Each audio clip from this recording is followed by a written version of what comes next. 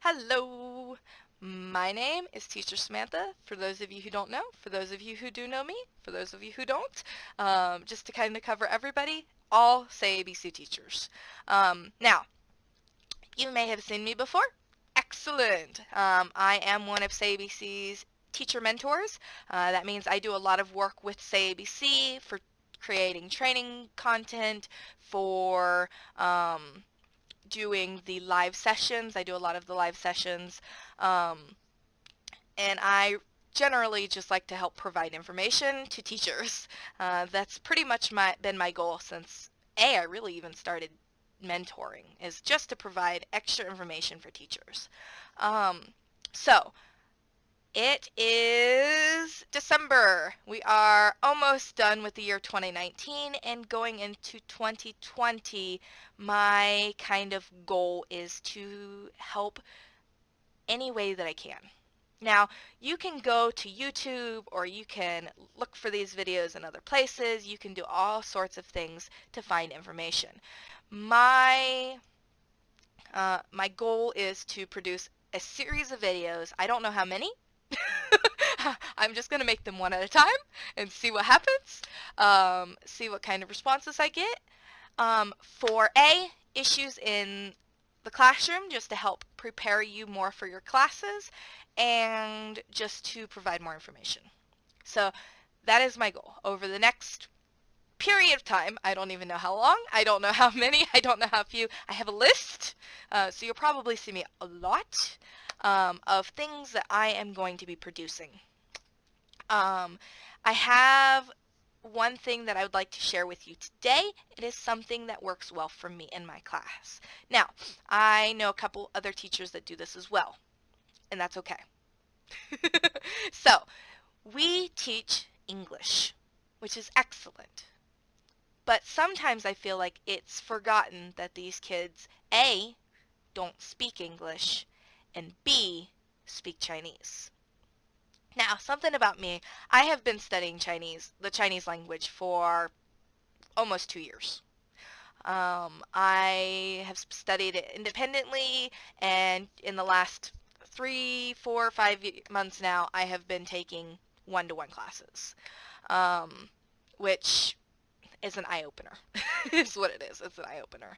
Um, so I really enjoy this because it has given me a different perspective to why these kids say and do the things that they, uh, when they're formulating their sentences, when they're speaking, it all makes sense. And I love it, and I'm going to continue this until I'm more fluent.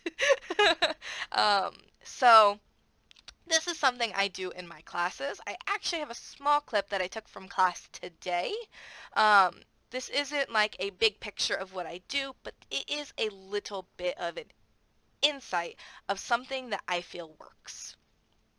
Now, a little bit of information on this. First, I checked my students' understanding. That's what I always do. I circle it. I say, what's this? If they cannot tell me in English what it is, then I look for them to tell me what it is in Chinese, verbally.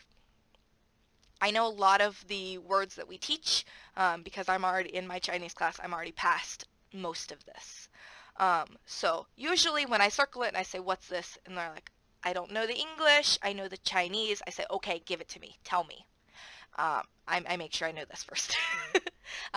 Something else about me and my setup. I have a dual monitor system. So that means my SayABC platform is on my main computer, and I usually have Google Translate up on my secondary monitor. So, translating, be careful with translating because sometimes you will get bad translations. Really, I'm being dead serious. So, um, if you're copying things from the chat box and you're putting them in Google Translate, it is possible you get a completely different story than what you intended. A lot of times I see this on Facebook. They're like, well, my student was typing all of this nonsense gibberish. A lot of it really is nonsense.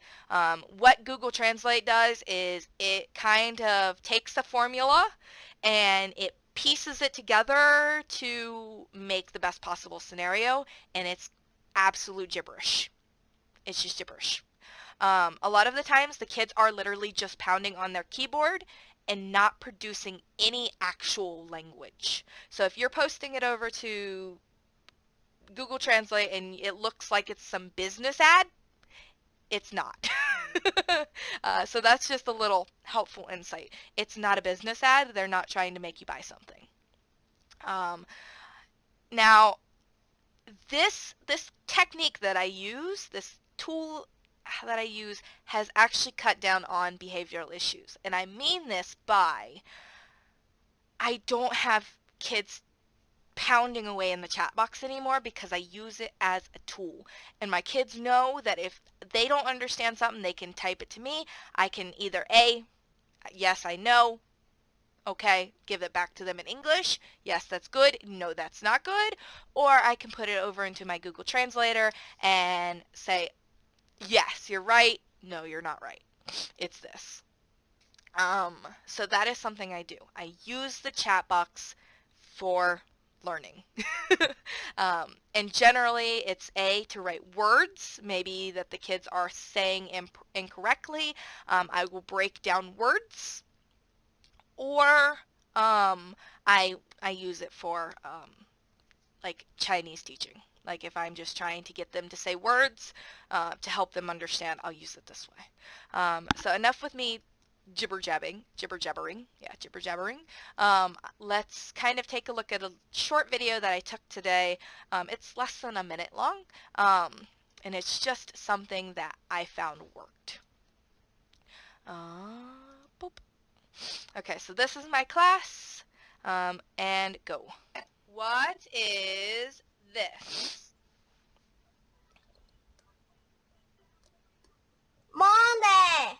Monday. Very good. What is...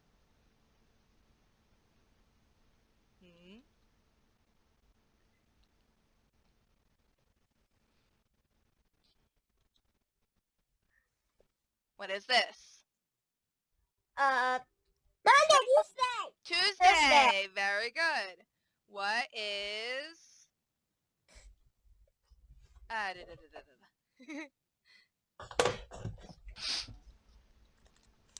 What is this? Wednesday. Okay. Now, I previously checked their knowledge on that little chart on the page, was going through it, and they really didn't understand.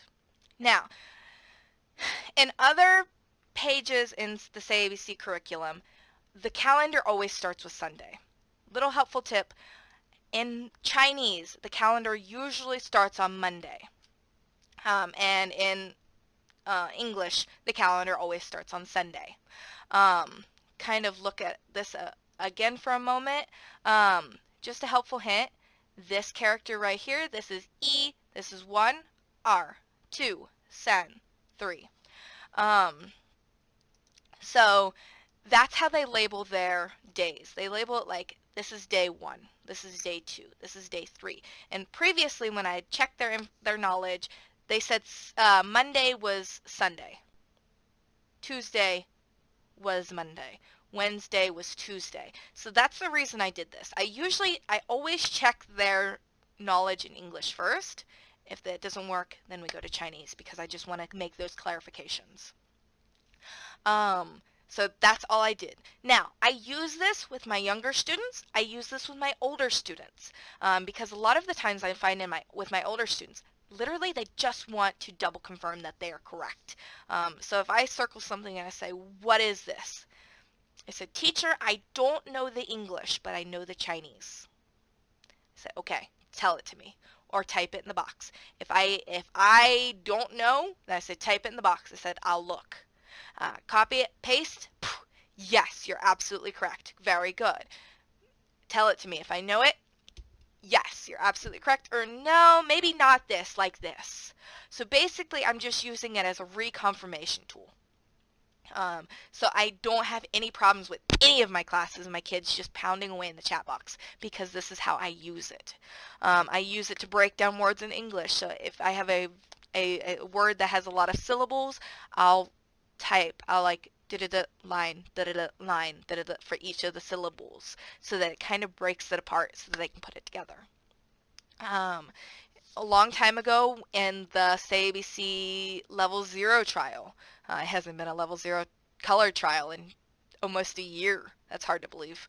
But anyways, we were teaching colors, and I always remember those kids would come in and they'd be saying the Chinese word for the color, which is great because they're able to recognize the colors. Awesome. I also had some kids who even still didn't know the colors. So I use it to check. Do they know? Yes? Good. No? Oh no. Let's reteach this. Maybe we have to start at ground one and I have to teach it to them in their language. Then I have to teach it to them in English. And that's okay too. And I do that. You may think that, oh, this is really time consuming. I'm not going to have enough time for it. If you're new, you're probably right. I remember when I first started teaching with SayABC almost 2 years ago, my timing was awful. I still have some days where my timing is just like the kids just don't get it. And it's just like, okay, we're going to get this, I promise. And usually I don't move on until we get it. That's just something about my class. Until we get it, I don't move on. And once I see those light bulbs, okay, we're on to the next thing. So, your timing, everything about that, no worries. But today, my goal for this video is to show you how you can use their knowledge, their current understanding, to help you teach them something that they're not getting. I do this quite frequently.